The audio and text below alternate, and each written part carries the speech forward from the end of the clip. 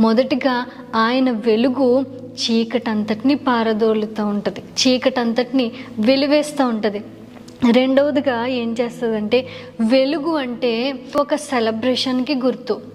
వెలుగు అంటే ఒక సెలబ్రేషన్. ఇప్పుడు ఏదైనా పెళ్ళి అయినా సరే, ఏమైనా ఫంక్షన్స్ అయినా సరే, అక్కడ ఏం చేస్తారంటే ఇంటికి అంత లైటింగ్స్ పెట్టేసుకుని, పెద్ద పెద్ద లైట్లు పెట్టుకుని, ఇప్పుడు పెళ్ళిళ్ళు ఫంక్షన్ హాల్స్లో పెళ్ళిళ్ళు చేసుకుంటున్నప్పుడు అది లైటింగ్స్ అది పెట్టుకుంటారు. అంటే లైట్ అంటే ఒక సెలబ్రేషన్కి గుర్తు.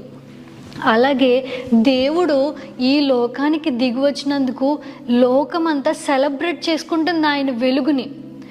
లోకమంతా కూడా దేవుడు నా కోసం దిగి వచ్చాడు. క్రిస్మస్ ప్రతి క్రైస్తవుడు సెలబ్రేట్ చేసుకుంటూ ఉన్నారు.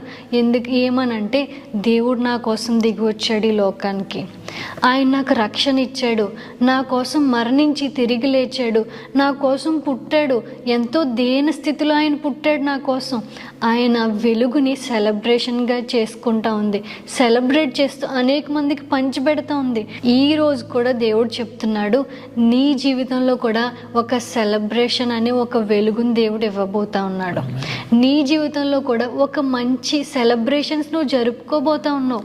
నీ గృహంలో కావచ్చు, ఒక శుభ కార్యాలు కానీ, ఒక శుభ ఆనవాళ్ళు కానీ నువ్వు ఈ నెలలో చూడబోతా ఉన్నావు, నీ జీవితంలో చేయబోతా ఉన్నాడు దేవుడు. ఎందుకో తెలుసా? ఆయన వెలుగుగా దిగి వచ్చాడు.